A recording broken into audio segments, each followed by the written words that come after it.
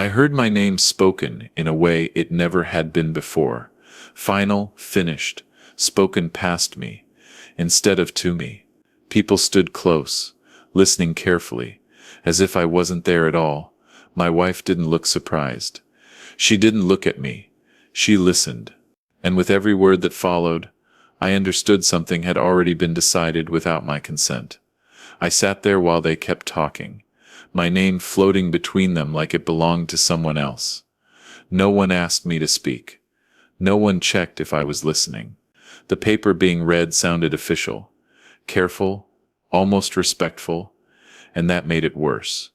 It wasn't angry. It wasn't cruel. It was neat, organized, and finished, like I had already served my purpose. I remember looking at my wife's hands, folded calmly in her lap, steady in a way mine were not. When the reading ended, there was a pause that felt heavy but polite. Someone cleared their throat. A chair scraped softly. I realized then that no one expected me to react. The moment had not been designed for me. It had been arranged around me. I asked one simple question, quietly, because my voice felt too large for the room. Why does this exist? My wife finally turned and said, "It was necessary." That word settled in my chest like a weight. I had always believed necessity came from danger or urgency, from moments when choices were limited. This felt different. This felt planned. The words that had just been read described my life as if it were complete, as if my mistakes and efforts had already been judged and filed away. It spoke about my character, my work, my family, and what I left behind. I hadn't left anything. I was sitting right there, still breathing, still listening to strangers. Summarize me. I asked who wrote it. No one answered at first. Then my wife said my name again, softly, like she was calming a child. She said it wasn't meant for me to hear. That sentence hurt more than anything else. Not meant for me to hear. I asked who it was meant for. Then, she said, people who need clarity. I didn't understand who needed clarity about my life while I was still living it, but everyone else nodded as if it made sense. After that, things moved in a strange, controlled way. The paper was folded. The room shifted back into casual conversation. Someone offered water. Another person asked about travel plans, as if we hadn't just crossed something irreversible. I felt invisible in a way I had never experienced before. Not ignored. Replaced, as if the version of me that mattered had already been agreed upon, and the living version was inconvenient. When we were finally alone, I asked her again. I didn't raise my voice. I didn't accuse her. I needed to hear her say it clearly. She told me she had rewritten it because the original version of me no longer reflected reality. She said people needed to be prepared. Prepared for what? I asked. She said, for what comes next. That answer didn't include me, and that terrified me. I tried to laugh it off, to convince myself it was some kind of symbolic exercise, a mistake, a misunderstanding. But she didn't laugh back. She said it was already shared with people who mattered. That phrase echoed in my head. People who mattered. I realized then that this wasn't just a document. It was a message, a decision. A quiet removal carried out with words instead of force. I started thinking about everything that had shifted recently, moments I had brushed aside, because they seemed small at the time, conversations that ended too quickly, decisions made without consulting me, accounts, plans, arrangements that I was suddenly told were handled. I had assumed it was care, efficiency, love even. Sitting there now, I saw those moments differently. They were steps, not coincidences. I asked if I was supposed to disappear. She didn't answer directly. She said I was being dramatic. She said nothing had been taken from me, but something already had. My voice, my presence, the authority over my own story. When someone writes your ending without you, they are telling you that your future no longer requires your consent. That night, I couldn't rest. My thoughts kept circling the same question. If they could write about my life as if it were over, What else had they decided without me knowing? I realized I didn't know who had copies of that paper, who believed those words, or what actions might follow from them. I was still alive, but the world around me had already been informed otherwise in quiet, respectable ways. I understood then that this wasn't about death. It was about erasure, about control, about shaping how others would treat me from this point forward. And the most frightening part wasn't that it had happened. It was that it had been done calmly, confidently, and with the expectation that I would simply accept it. Sitting there in the silence, I knew I was standing at the edge of something dangerous, and whatever came next would not ask for my permission either. I began to watch the people around me more carefully, noticing how often my name was used when I wasn't present, how decisions were framed as if I had already agreed. Even simple questions were redirected, answered for me or dismissed with a smile that felt rehearsed. I sensed an invisible boundary forming, one that allowed me to exist physically but excluded me from influence. Each interaction confirmed that the obituary was not an end, but a starting point for something far more calculated. What frightened me most was how reasonable it all appeared. There was no shouting, no threats, no obvious cruelty to point to. Just a quiet consensus that my role had changed. I understood then that confronting it directly might only accelerate whatever plan was unfolding. I was trapped between speaking and being labeled unstable, or staying silent and letting the story harden without resistance. As I weighed my options, one truth became clear. I was no longer safe inside my own life, and I had no idea how far this rewriting was meant to go. Something else was already moving beyond sight. After that moment settled into me, I stopped assuming anything was accidental. I started listening instead of speaking, watching. Instead of reacting, every sentence my wife used seemed carefully chosen, like it had already been practiced somewhere else. She talked about simplifying things and avoiding confusion, phrases that sounded harmless, until I realized confusion was only a problem if someone planned to move without resistance. I noticed how often my name came up in conversations that didn't include me, followed by decisions that were already finalized.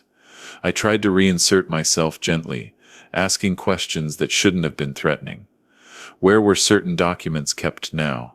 Who had access to shared accounts? Why messages meant for me were being answered before I saw them. Each time, the response was calm, almost patient, as if I were struggling to keep up with changes. Everyone else understood. That tone was worse than anger. It implied I was no longer fully capable, no longer reliable enough to be included without supervision. One conversation shifted everything. I overheard my wife explaining something about me to someone else, her voice low but confident. She said I had been having trouble adjusting, and that it was best not to overwhelm me with details. She spoke with concern, not malice, and that made it more dangerous. Concern can justify almost anything, if it's delivered convincingly. I realized then that the obituary wasn't just about how others would remember me. It was about how they would treat me while I was still here. I confronted her about it, choosing my words carefully. I asked why she was describing me as fragile. She didn't deny it. She said she was protecting me from stress. She said I'd been distant, unfocused, not myself. I asked her when she decided that. She said it wasn't one moment. It was a gradual understanding. That explanation erased any clear line I could point to. If there was no single decision, there was no single decision to undo. I began to notice small restrictions. Conversations stopped when I entered the room. Plans were described after they were made. When I objected, I was told it was already settled, and there was no need to reopen it. The obituary had become a reference point. Even if it wasn't mentioned, it defined me as someone whose chapter was closing, whose input was no longer essential.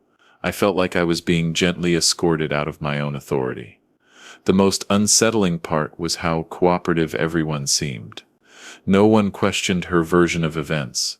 No one asked me for mine. It was as if the document had given them permission to stop seeing me as an active participant. I understood then that the danger wasn't what had been written, but who believed it. Belief turns words into reality faster than force ever could. I tried to push back in ways that wouldn't confirm her narrative. I stayed calm. I stayed precise.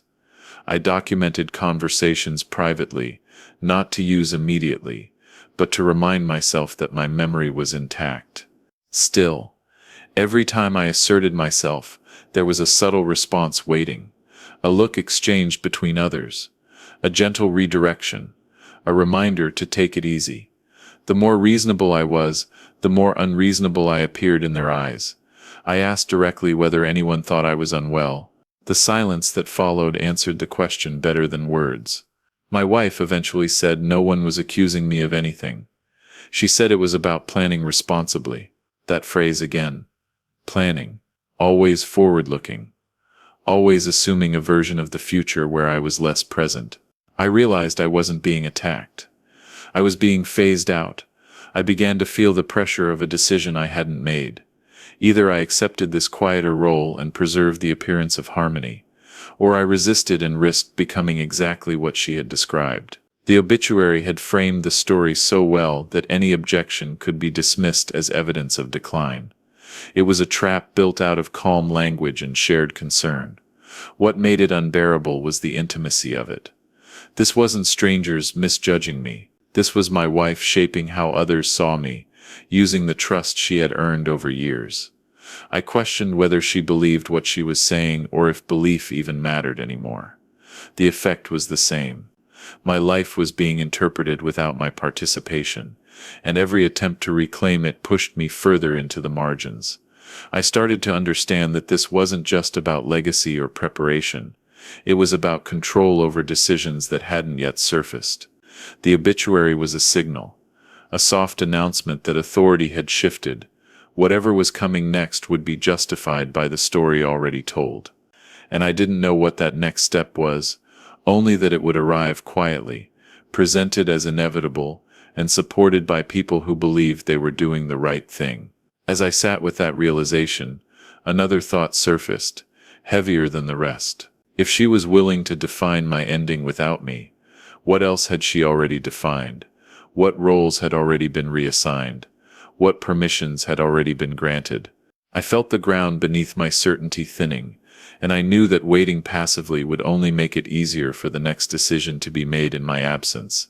Something else was already set in motion, and I could feel its weight pressing closer even if I couldn't yet see its shape. I stopped trying to defend myself out loud and started paying attention to what no one was saying. Silence became a language. The way people paused before answering me. The way questions were redirected with reassuring smiles. It felt coordinated, not rehearsed, but aligned. Everyone seemed to understand their role, except me. I realized that whatever story had been circulated about my condition or capacity, it had given people permission to stop treating me as an equal without feeling cruel about it. I tested the boundaries carefully. I made small requests, nothing dramatic, just enough to see where resistance appeared. When I asked for access to certain records I used to handle, I was told they'd already been reorganized for convenience. When I offered to attend a meeting I would normally lead, I was told it had been shortened to spare me the effort. Each denial came wrapped in concern. Each refusal sounded reasonable, and each one pushed me a little further out of my own life. I noticed how often my wife spoke on my behalf now. She answered questions, directed at me without waiting. She explained my preferences as if they were fixed, unchanging. When I corrected her, she smiled tightly and said, "I must be misremembering." That word landed hard. Misremembering. It implied a flaw, a weakness, something unreliable. I felt the first real flicker of fear then, not of her, but of how easily doubt could be introduced, where certainty used to live. I began to replay past conversations in my head, checking them against my memory. I wrote things down privately, not because I doubted myself, but because I could feel the pressure to start doubting. The obituary wasn't just an announcement. It was a foundation, Everything that followed was being built on it, and foundations don't need to be mentioned once they're in place. They just quietly support everything above them. The first open disagreement came unexpectedly. I challenged a decision that affected me directly, something that altered my responsibilities in a way I hadn't agreed to. I spoke calmly, clearly, outlining why it didn't make sense. The room went still. My wife looked at me with a mix of surprise and something else I couldn't place. Then she said gently that this was exactly what she had been worried about, that I was taking things personally, that I was reacting emotionally. I felt the shift immediately. My words were no longer being heard as objections. They were being interpreted as symptoms. The discussion ended without resolution, but the damage was done. I had stepped outside the version of myself they had agreed on, and instead of restoring my authority, it weakened it further. I understood then how dangerous direct confrontation could be. The structure was designed to absorb it and reframe it as instability. After that, I became more cautious. I listened. I watched. I noticed how often plans were framed as already in progress, how frequently decisions were described as best for everyone. That phrase never included me anymore. I wondered how long this had been unfolding without my awareness, how many small concessions I had made because they seemed insignificant at the time. It wasn't one dramatic takeover. It was a slow narrowing of space. What unsettled me most was the sincerity I saw in others. They weren't pretending. They genuinely believed they were helping. That belief made them impossible to reason with. If they thought they were protecting me, any resistance I showed only confirmed their concern. I was trapped in a logic loop that I hadn't created and couldn't escape by arguing. I started to ask myself what the obituary had actually accomplished. It hadn't removed me physically. It had removed me socially.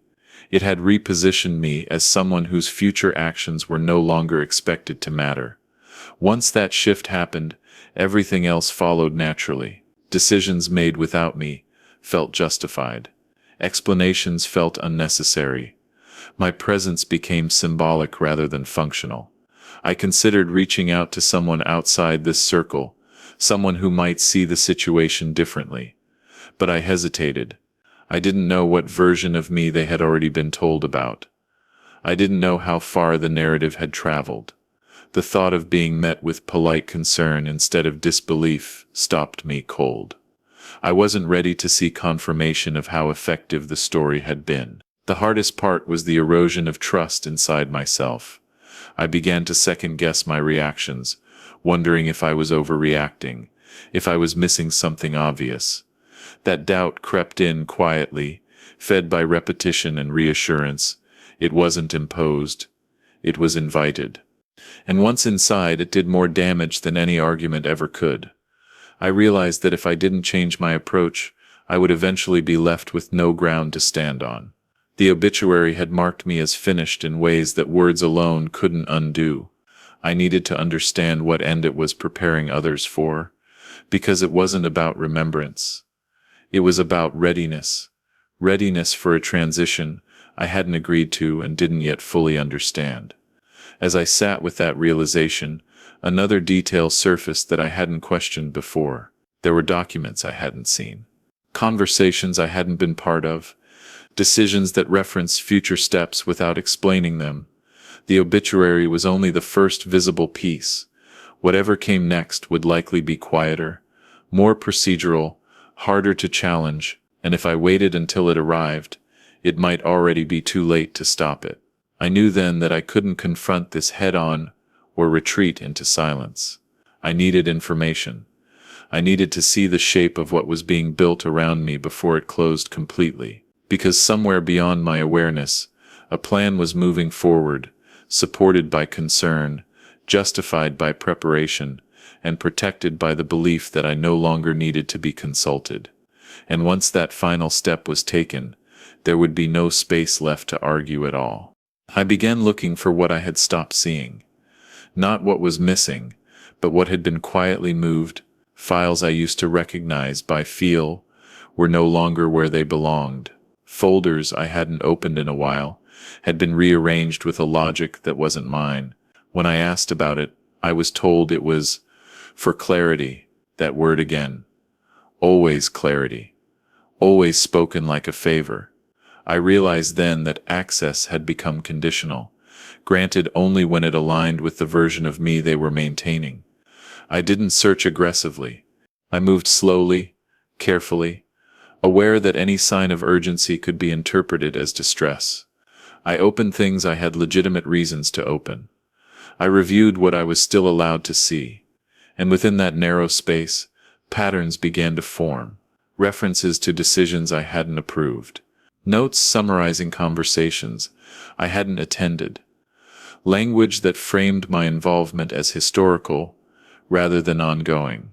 One document stood out, not because it was dramatic, but because it was written with confidence. It described my role in the past tense, while outlining responsibilities that had already been reassigned. There was no signature from me, but there didn't need to be. The obituary had done that work already. It had established consent by implication. If I was no longer fully present, then others could act in my interest without asking. I felt something tighten in my chest. Not panic, but recognition. This wasn't preparation for loss. This was preparation for replacement. I wasn't being remembered. I was being managed. And the more calmly it was done, the harder it would be to interrupt without appearing exactly as described. I decided to test a different approach. Instead of challenging decisions, I asked about process. Who decided this? How was that conclusion reached? What criteria were used? The answers were vague, but consistent. It had been discussed. It had been discussed. It had been agreed upon. It was considered appropriate. Each phrase closed a door without explaining what was behind it. I watched my wife closely then, not with anger, but with attention. She wasn't hiding anything. She was operating within a structure she believed was justified. When I asked her directly if she thought I was incapable, she said no. She said I was tired, that I had earned rest, that letting go didn't mean losing value. Those words sounded kind, but they carried an assumption I hadn't accepted that I was already letting go. I asked what would happen if I didn't. She hesitated before answering. That hesitation told me more than the words that followed. She said we would cross that bridge if needed. I understood then that the bridge already existed. It had just been built without my involvement. The more I observed, the clearer it became that this wasn't a single decision but a framework. The obituary was its public face. Behind it was a system of permissions, expectations, and quiet authority. I wasn't being excluded from everything. I was being included selectively, in ways that preserved the narrative, while limiting my influence. I considered confronting others directly, but I knew how that would look, because they would confirm concern. It would reinforce the story. I needed leverage, not volume. I needed something factual, something undeniable, something that didn't rely on how I felt or how they perceived me. Emotion had already been positioned as my weakness. I started thinking about the obituary itself, who had seen it, where it had been shared, what assumptions it had created. If it had been read aloud once, it could be read again, and if it could be read again, and if it could be read again, it could be questioned, but not by me. Not directly. The structure had been designed to absorb my objections. Any challenge would need to come from outside the role I had been assigned. That realization shifted something inside me. I stopped reacting and started planning, not in anger, in clarity. If they believed I was stepping aside, I could use that expectation. If they thought I was no longer paying attention, I could listen more carefully. The obituary had reduced their guard around me. They spoke freely now, assuming I wasn't fully aware. That assumption was my opening. I began to notice inconsistencies. Small ones, a claim that didn't match a record, a justification that didn't align with a previous explanation. Nothing explosive, but enough to suggest the story required maintenance. And maintenance always leaves traces.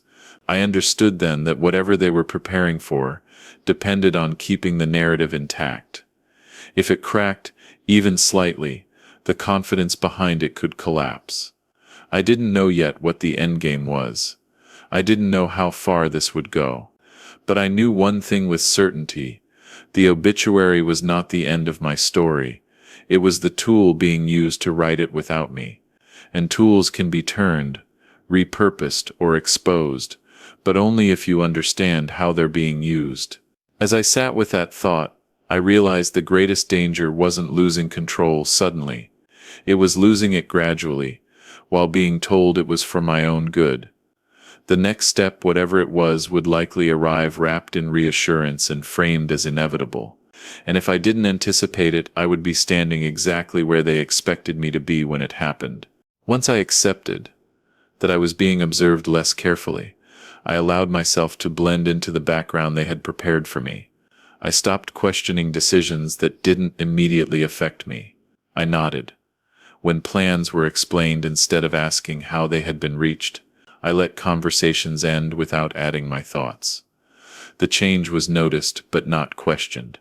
If anything, it seemed to reassure everyone that the transition was working. That reassurance made people careless. I started hearing details that hadn't been shared before, not secrets exactly, but assumptions spoken aloud because no one thought I was still tracking them. My wife mentioned arrangements that extended far beyond what she had admitted earlier. There were references to future steps that hadn't been discussed in my presence, said casually. Without hesitation, I realized then that the obituary wasn't a standalone act. It was a signal to move forward with plans that required me to be passive. I noticed how often others deferred to her now. Questions that once came to me went to her instead. When decisions were confirmed, they were confirmed with her. Authority had shifted quietly. Without ceremony. I wasn't pushed aside forcefully. I had been reclassified, and once reclassified, everything else followed naturally. I paid close attention to how my wife described me when she thought I wasn't listening. The language had softened even further. She spoke as if I were already partially absent, someone whose comfort mattered more than their consent. She talked about stability, about minimizing disruption. She spoke as if my resistance would be a problem to manage, not a perspective to consider. That was when I understood the danger clearly. The story they were telling about me wasn't meant to end in sympathy. It was meant to justify action. The obituary had framed me as someone whose agency was diminishing. That framing made it easier to proceed without me, easier to decide for me, easier to decide for me, easier to override me if necessary. I began tracing the logic backward. If someone believed I was no longer fully capable, what would they feel entitled to do next? What decisions would seem reasonable under that assumption? The answers unsettled me. They involved access, control, permissions that once granted would be difficult to revoke, and they would all be presented as protective measures, not punishments. I tested the boundaries again, carefully. I asked about one specific arrangement that directly involved me, something that required my agreement. My wife responded smoothly, explaining that it had already been handled to reduce my burden. She said it would be confusing to revisit it now. I asked who had authorized it. She said the people involved had understood the situation. I realized then that my absence from the decision was being used as evidence that my absence was appropriate. I started to feel the pressure building towards something more final. The small changes were converging. Conversations about long-term planning became more frequent. References to what would be best going forward were no longer hypothetical. They were spoken with certainty.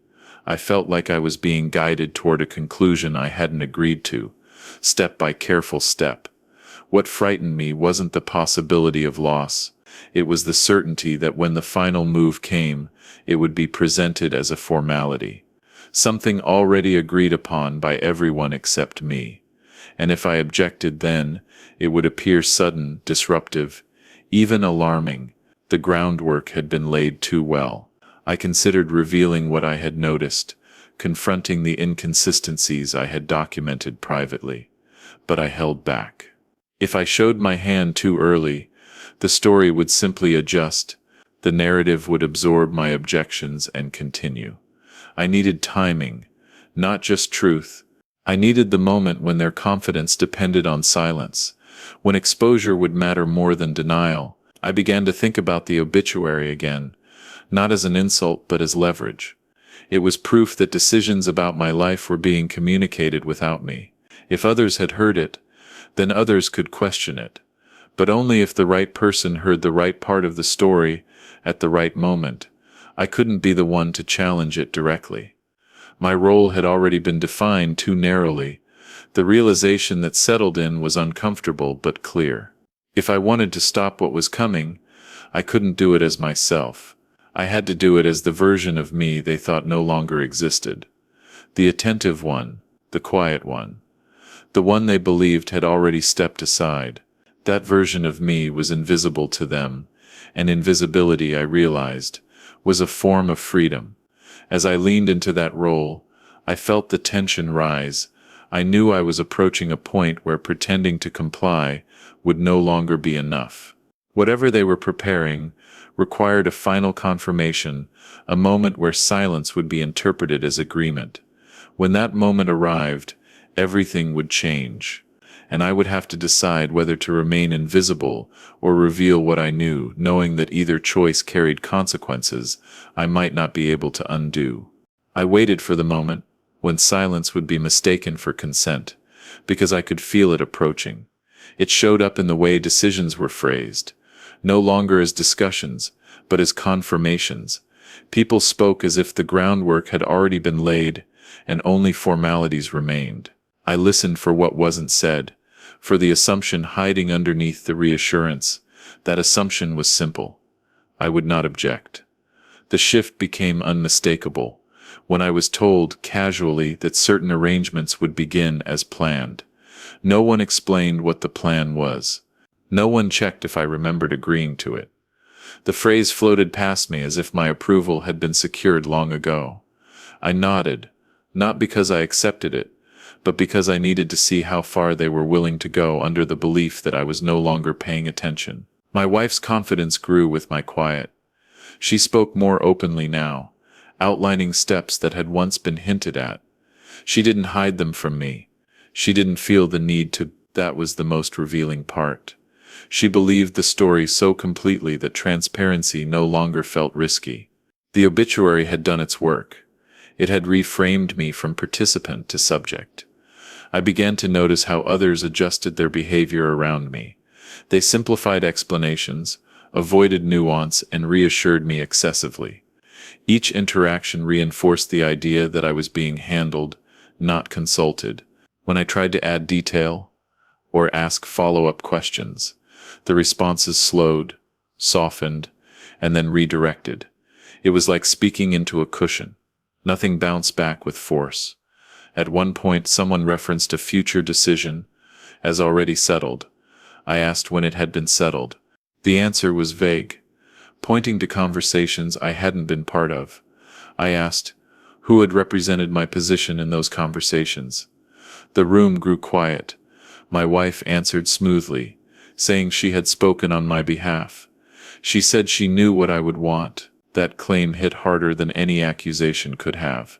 I realized then that my preferences had been replaced by assumptions. Once that happens, consent becomes symbolic. You're no longer asked, you're represented, and representation, when unchallenged, becomes authority. I was watching my life be narrated by someone else. With everyone else nodding along, I needed proof that didn't rely on interpretation.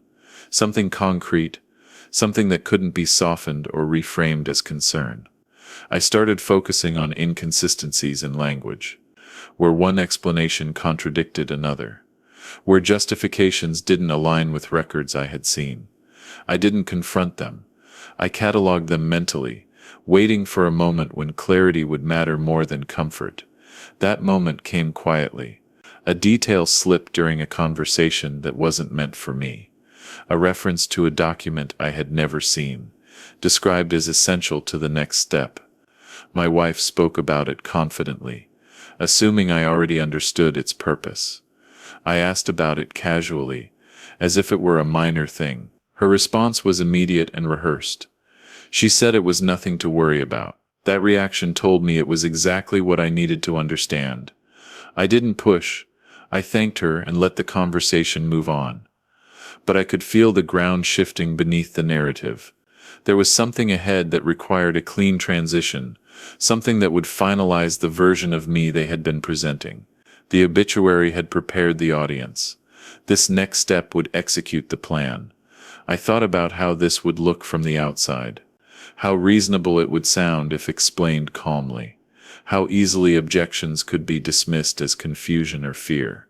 The story was airtight, as long as it went uninterrupted. An interruption had to come from a place they couldn't control. I began to consider who still saw me as I was, not as I was being described. There were fewer people than I expected. The obituary had traveled further than I realized, reshaping perceptions quietly. Still, there were gaps. People who hadn't been fully briefed, people who trusted process more than narrative. Those gaps were narrow, but they existed. I understood then that timing mattered more than confrontation. If I spoke too early, the story would adapt. If I waited too long, the decision would become irreversible.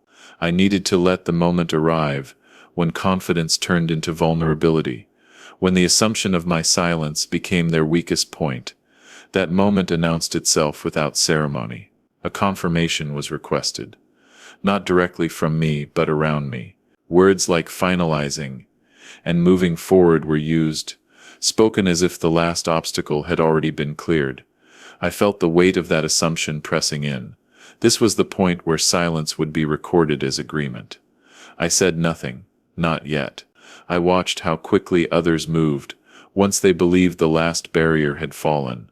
The speed surprised me. Plans accelerated. Conversations tightened. The structure they had been building leaned forward, ready to settle into place. I realized how fragile it was in that instant, built on confidence, dependent on compliance. As I observed, one thought became clear and steady. If I chose to act, it couldn't be emotional. It couldn't be reactive. It had to be precise. The story had been written carefully. If I disrupted it, I would have to do so with the same care, or risk being erased entirely. I felt a strange calm settle over me. Not relief, resolve. I understood the position I was in, the role I had been assigned, and the opportunity that role created. They believed I was no longer capable of resistance. That belief had shaped everything, and beliefs once exposed are harder to defend than facts. Whatever came next would determine whether I remained a subject of the story or reclaimed authorship. I knew the moment was close. I could feel the tension tightening, the structure leaning forward, waiting to lock into place. When it did, I would have one chance to decide whether to let it stand or pull at the thread that held it together, and once that choice was made, there would be no quiet way back. I let them believe the silence meant agreement. That belief became visible in how confidently people moved, how loosely they spoke. Plans were no longer tentative. They were spoken as facts. I listened as responsibilities were reassigned, as instructions were given that used to come through me. No one checked my reaction. No one looked for my approval. The obituary had completed its work. I was present, but no longer counted. What changed wasn't the volume of conversation. It was the direction. Decisions flowed around me instead of toward me. I could feel the center shift. The room no longer oriented itself to my response. It oriented itself to hers. My wife spoke with a certainty that didn't invite challenge. Others mirrored it, repeating her language, adopting her framing. The story had become shared property. I waited for the point where certainty would require validation. That point arrived disguised as a routine confirmation. Someone mentioned a document that needed to be acknowledged, spoken about as if acknowledgement were already implied. I asked what it covered, keeping my tone neutral. The explanation was brief, incomplete, and delivered with reassurance instead of detail. That combination told me everything. Reassurance is used when clarity would raise questions. I asked to see it. The room tightened, not dramatically, just enough to notice. My wife said it wasn't necessary, that it summarized decisions already discussed. I said I preferred to understand it anyway. The pause that followed was too long. Someone else spoke, trying to smooth it over, suggesting it could be reviewed later. I agreed, easily. That ease unsettled them more than resistance would have. Later, when the document appeared, it confirmed what I had suspected. It described a transfer of authority framed as continuity. My name appeared, not as a decision-maker, but as a subject. The language was careful, designed to sound respectful, while limiting my involvement. It assumed cooperation. It assumed silence. It assumed that the obituary had already done the emotional work. I didn't react outwardly. I asked a few clarifying questions. All procedural. Who drafted this? Who reviewed it? What conditions triggered its execution? Each answer revealed more than intended. The structure depended on consensus, not confrontation. It relied on the idea that no one would challenge the premise openly. That premise was me. I realized then that my presence had become a liability. They were managing not because I was disruptive, but because I represented an uncertainty the plan couldn't fully eliminate. They needed me quiet, agreeable, predictable. Any deviation threatened the smoothness of the transition. That need created pressure, and pressure creates mistakes. I noticed one, a small contradiction between what had been described earlier and what was now being formalized. It wasn't obvious, but it mattered. It suggested a step had been taken before it was authorized. That detail sat with me, heavy and steady. It wasn't proof of malice. It was proof of overconfidence. I thought about exposing it immediately, but I held back. If I confronted them directly, the response would be denial, followed by concern. The narrative would adapt. Instead, I let the process continue. I allowed them to move forward under the assumption that everything was aligned. The more confident they became, the less careful they were.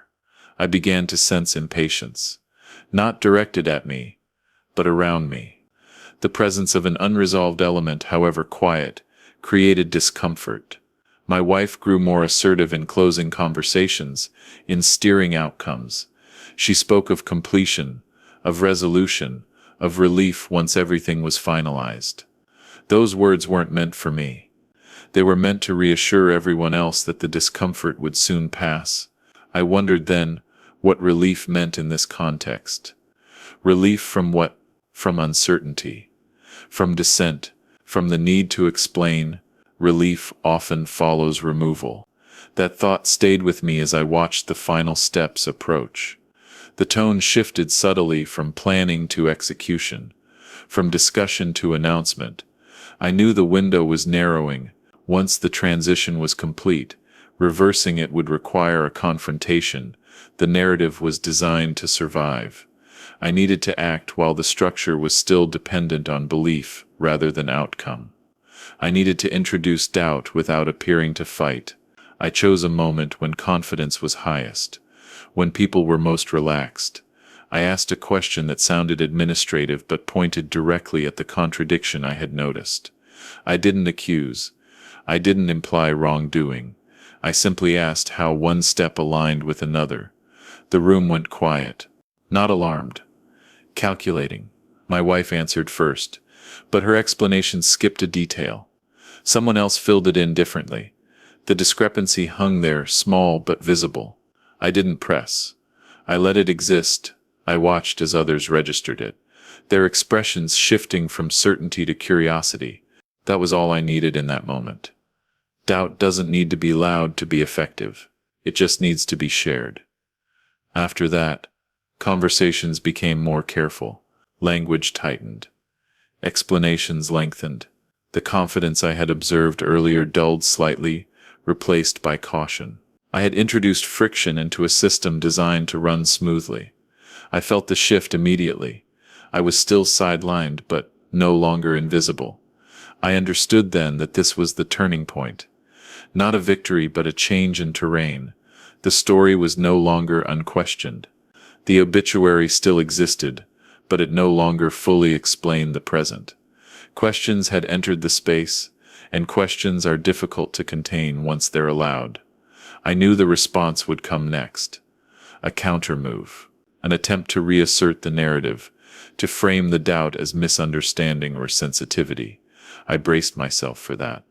What I didn't know was how far they were willing to go to preserve the structure they had built, or what they would sacrifice to do it.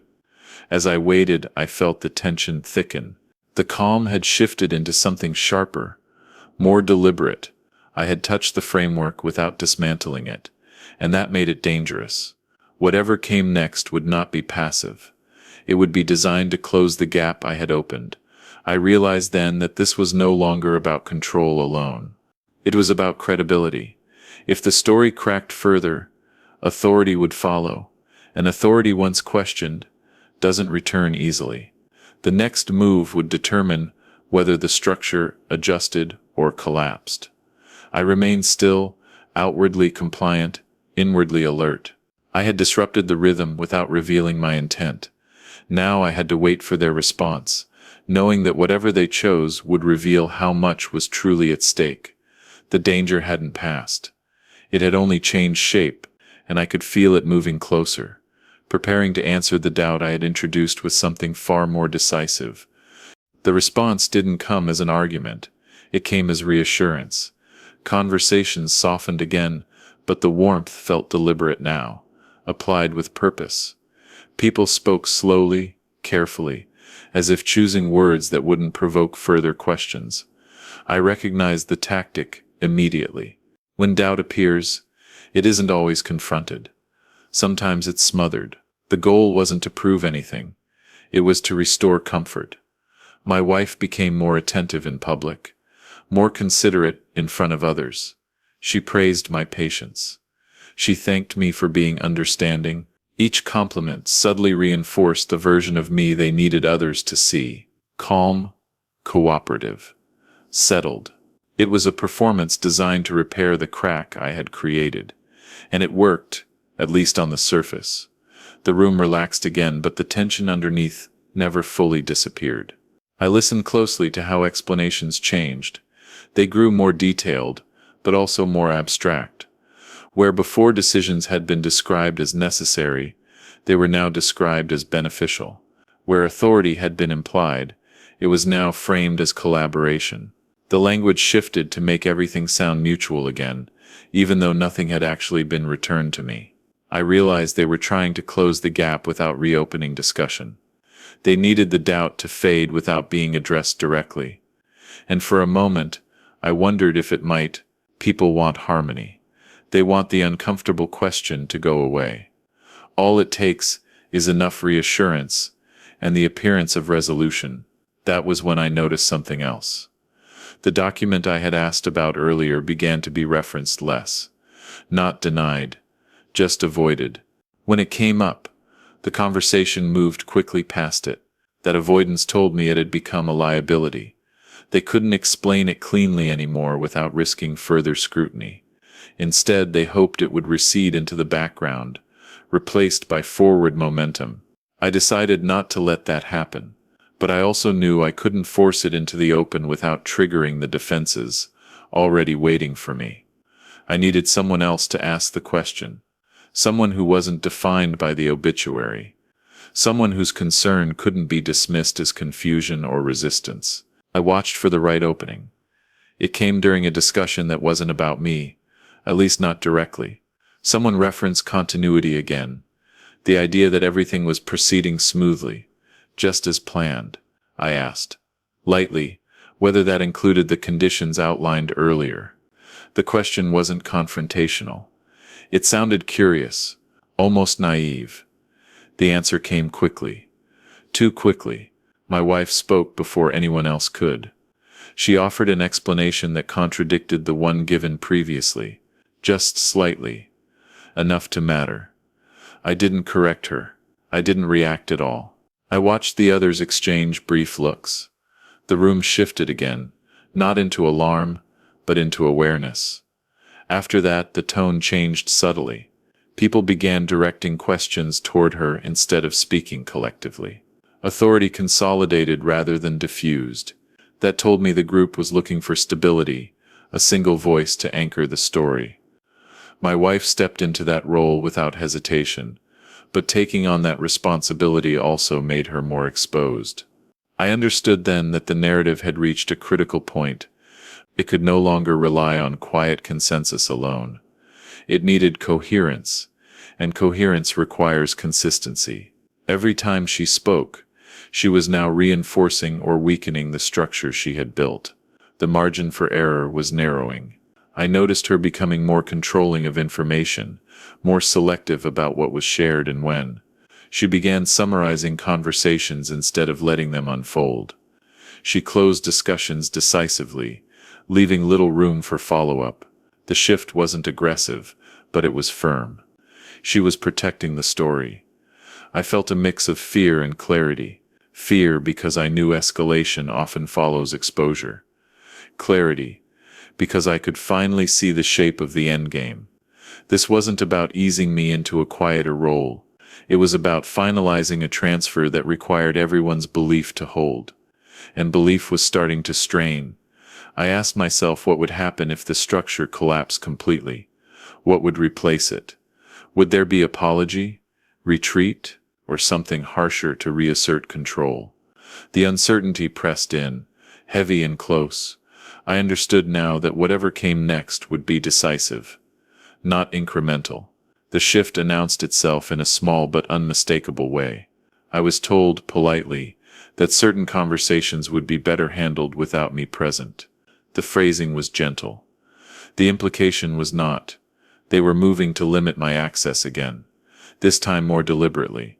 The earlier doubts had made them cautious. Now they were closing ranks. That was the moment I realized I was no longer just being managed. I was being contained. The difference mattered. Management assumes cooperation. Containment prepares for resistance. The obituary had justified the first. The doubt I introduced had triggered the second. I didn't protest. I thanked them for the consideration. I said I understood. Outwardly I complied. Inwardly, I marked the boundary. They had decided I was now a variable they needed to control more tightly. That meant the situation had crossed another line, one that couldn't be undone quietly. As I sat with that realization, I felt the pressure shift again.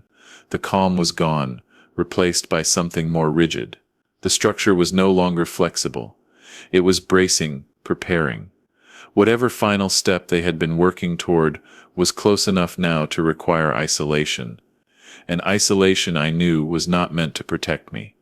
It was meant to protect the story. I understood then that the next move would determine everything. Either they would try to finalize the transition completely, or I would force the truth into a space they couldn't control. There would be no partial outcome, no compromise. The obituary had started this quietly. The ending would not be quiet at all. Containment changes the air in a room. You feel it before anyone admits it's happening. Conversations shorten. Doors close more softly. Decisions are delivered, not discussed. Once I recognized that shift, I understood I was no longer dealing with preparation or planning. I was dealing with execution. The story they had built about me needed to be protected from interference, and interference now meant me. I didn't resist the restriction openly.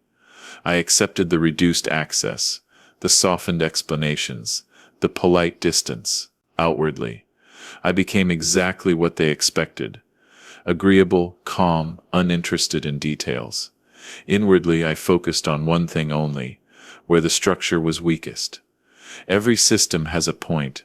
It assumes no one will question. That assumption is always its flaw. The flaw here was confidence.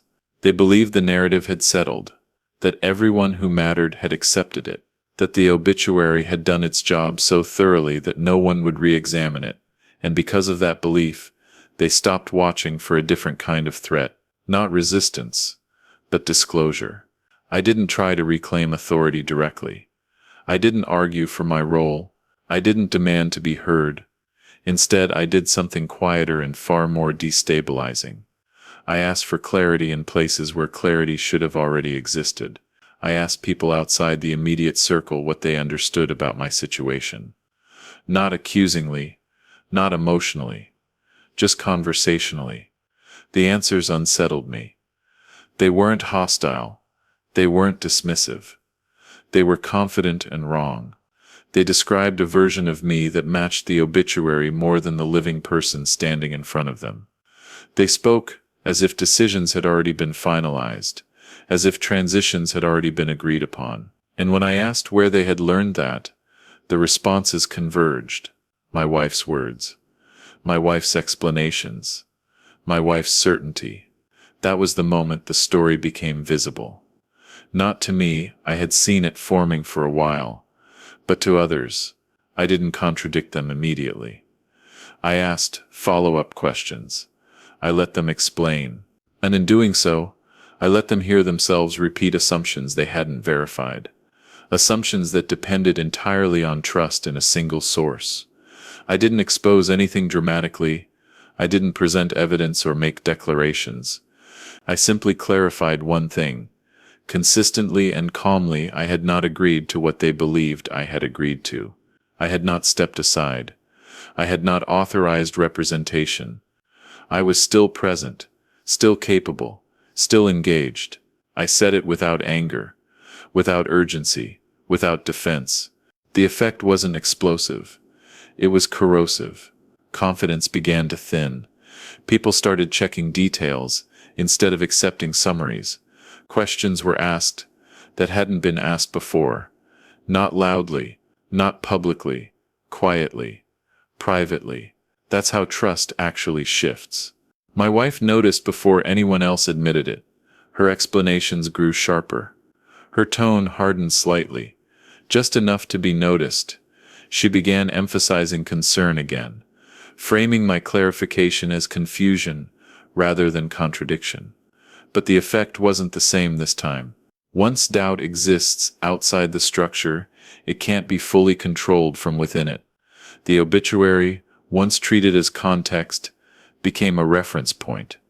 People asked about it, about why it had been written, about who had approved it, about why it had been shared before I had seen it. Each question pulled at a thread the story wasn't designed to withstand. The calm authority my wife had relied on began to fracture under scrutiny. I didn't celebrate that shift. I didn't feel relief. What I felt was gravity, because exposure changes the stakes. Once the narrative is questioned, the response must escalate or retreat.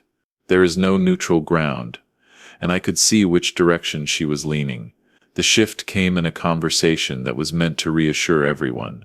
My wife spoke confidently, reiterating her concern for my well-being, emphasizing stability, continuity, care. But something was different. The language was firmer, less collaborative, more declarative. She wasn't explaining anymore. She was asserting. I realized then that the final move wouldn't be subtle. It wouldn't be framed as kindness. It would be framed as necessity. The same word she had used at the beginning, now sharpened by resistance. When narratives are threatened, they don't dissolve quietly. They defend themselves. I prepared for that defense by doing the one thing the structure hadn't accounted for. I documented, not to accuse but to anchor reality. Statements, contradictions, versions of events told at different times to different people. I didn't share them yet. I simply ensured they existed, intact and unfiltered. The story had been built on interpretation. I anchored mine in consistency. When the moment came, it didn't announce itself with conflict. It arrived as a proposal, presented as a resolution, a way forward that would reduce tension and restore trust. It involved formalizing what had already been assumed, making the quiet arrangement official, closing the loop the obituary had opened. I listened. I let the proposal unfold. And then I did something no one expected. I didn't refuse it. I asked for one thing first. Transparency. Not for me, but for everyone involved.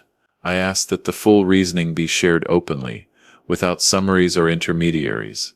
I asked that my voice be included alongside hers, not after, not filtered. The room froze. Not because the request was unreasonable, but because it was dangerous. Transparency collapses, structures built on selective clarity. I could see it in her expression. The calculation, the realization that agreeing would expose inconsistencies and refusing would confirm them. She chose neither immediately. She asked for time. That request alone shifted everything. The confidence was gone. The certainty fractured. Others noticed. The structure hesitated. I didn't push further. I didn't need to. The balance had changed. I was no longer invisible. I was no longer contained. I was unpredictable again, and unpredictability is the enemy of control. What followed wasn't a clean victory or a clear defeat. It was a standoff. Authority unsettled, trust redistributed. The obituary still existed, but it no longer defined the present. The story she had written about me was no longer the only one in circulation. And yet, I didn't feel safe. Exposure doesn't end danger. It transforms it. I could feel the resentment beneath the composure, the pressure beneath the calm.